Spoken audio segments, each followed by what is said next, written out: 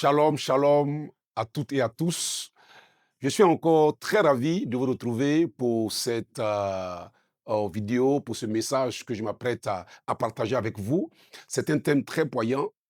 Nous allons traiter aujourd'hui le thème pas de sexe dans les fiançailles. Comment faire? Comment faire pour ne pas sexualiser pendant le temps des fiançailles? Comprenez que nous allons décortiquer 4 secrets. Ces secrets-là permettront aux couples, aux futurs mariés, de vivre selon la volonté parfaite de Dieu. Vous savez, le mot bon qui est mentionné dans Lamentation chapitre 3 au verset 25, la Bible dit qu'il est bon, il est très même bon de compter sur Dieu. Le mot bon ici, en grec, c'est akatos. Agados, c'est un mot qui signifie être conforme à la volonté de Dieu. Donc, il est bon d'être conforme à la volonté de Dieu. Pour dire encore qu'il est bon de vivre une vie de sanctification lorsque on est encore fiancé. Donc, nous allons entamer le premier secret. Le premier secret, c'est comprendre le pourquoi biblique. Le pourquoi biblique. Pourquoi est-ce que la Bible nous interdit de sexualiser pendant la période des fiançailles? Parce que tant qu'on n'a pas compris, on se trouvera des excuses. On va se braquer, on va trouver que c'est un fardeau que la Bible met sur nous. Écoutez, quand la Bible demande aux fiancés de ne pas sexualiser, c'est tout simplement pour que ce couple-là, sinon ces futurs mariés, soient protégés. La sanctification permet de protéger les futurs mariés. La Bible dit dans 1 Corinthiens au chapitre 6 au verset 18, il dit fuyez l'impudicité. Fuyez l'impudicité.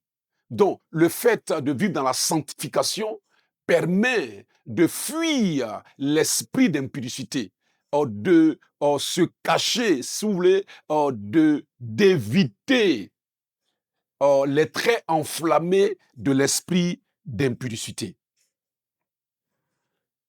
Deuxième point, sinon deuxième secret, c'est que les fiancés doivent décider ensemble de vivre dans la sanctification. Ça doit être une décision d'ensemble. Le couple doit établir une décision commune, claire et nette. Ce n'est pas seulement la conviction de l'un des conjoints, soit l'homme ou la femme. Non, ça doit être une décision commune, une conviction commune. Le couple doit décider ensemble de ne pas sexualiser, de ne pas commettre le péché de l'impudicité pendant le temps des fiançailles. C'est une décision. La Bible dit, à ta résolution, à ta décision dépendra ton succès. Donc quand le couple décide ensemble de ne pas coucher ensemble, de ne pas sexualiser, mais cela prévoit un mariage en conformité à la volonté de Dieu. Cela prévoit de grandes bénédictions dans ce couple-là. Parce que décider ensemble donne au couple une force spirituelle, une conviction que même les traits enflammés de l'ennemi ne peuvent éteindre. Parce que vivre dans la sanctification, ce n'est pas pour Dieu. Dieu ne se sanctifie pas. Dieu est 3 fois saint. La sainteté fait partie de son être. Dieu est saint. Il est même 3 fois saint. Donc quand il nous demande de vivre dans la sanctification, ce n'est pas pour lui qu'il demande, c'est pour nous. Parce que la sanctification nous prépare à de grandes bénédictions. Un couple qui passera le restant de leur vie ensemble, pourquoi se presser? Pourquoi vouloir faire des choses qui ne sont pas conformes pour le temps présent? mais qui sera conforme pour un futur proche. Alors je tiens sur ce point à exhorter tous les fiancés, tous ceux qui sont fiancés, à persévérer, à ne pas prêter le flanc à l'esprit d'impureté, à l'esprit d'impudicité, de détruire ce que Dieu prévoit pour vous. Parce que pécher dans ce domaine-là, c'est pécher contre Dieu et contre son propre corps. C'est pour ça que l'apôtre Paul nous demande de vivre dans la sanctification. Donc, le troisième point, c'est se donner des limites.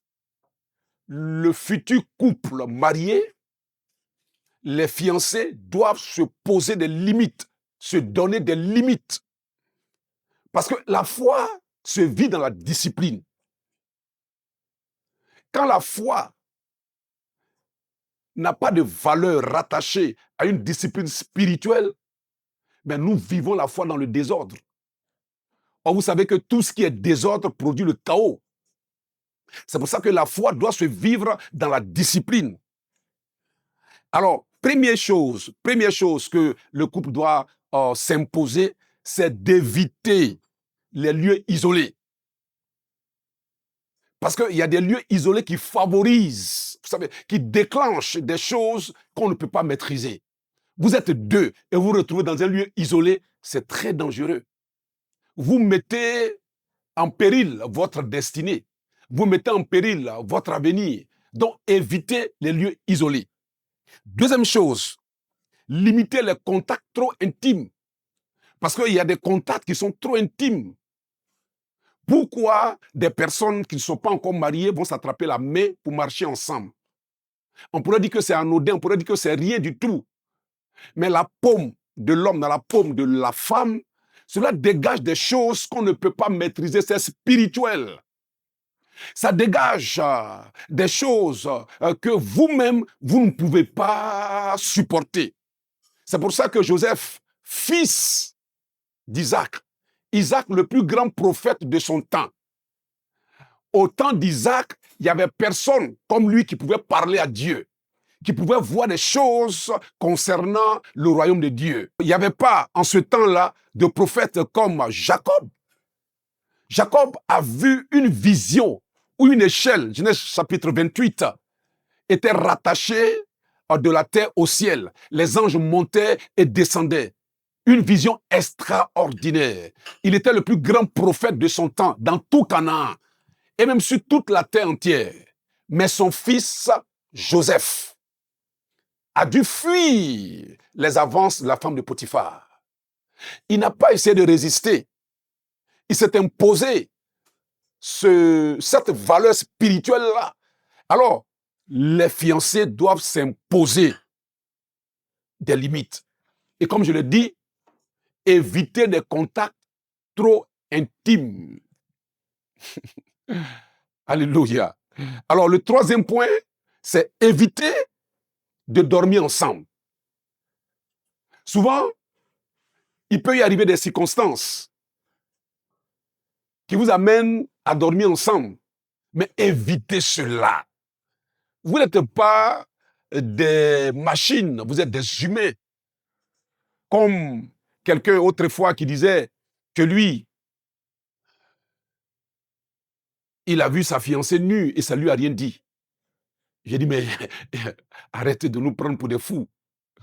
Tu ne peux pas voir ta fiancée nue et ne pas ressentir quelque chose. Et même pourquoi tu as essayé même de la voir nue? Vous voyez, il y a des choses à éviter. Ne prenne pas le flanc à l'esprit d'impudicité ou de détruire ta vie. Quatrième chose, il faut s'entourer de bons conseillers. La Bible dit dans le livre des Proverbes chapitre 25 que c'est le nombre de conseillers qui fait réussir un projet.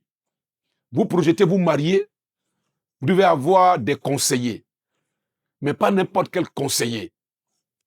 Des conseillers qui sont expérimentés dans le domaine. Un couple marié pendant plusieurs années ou un homme de Dieu mature pour nous donner des conseils.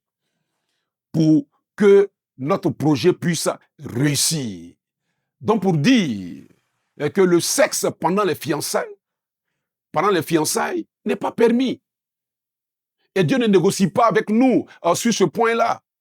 Parce que Dieu préfère ton abstinence que ta destruction. Dieu préfère te voir souffrir dans l'abstinence que te voir souffrir dans la malédiction. Parce que tout ce qui n'est pas bénédiction est malédiction. Et tout ce qui n'est pas malédiction est bénédiction. Alors, je t'encourage.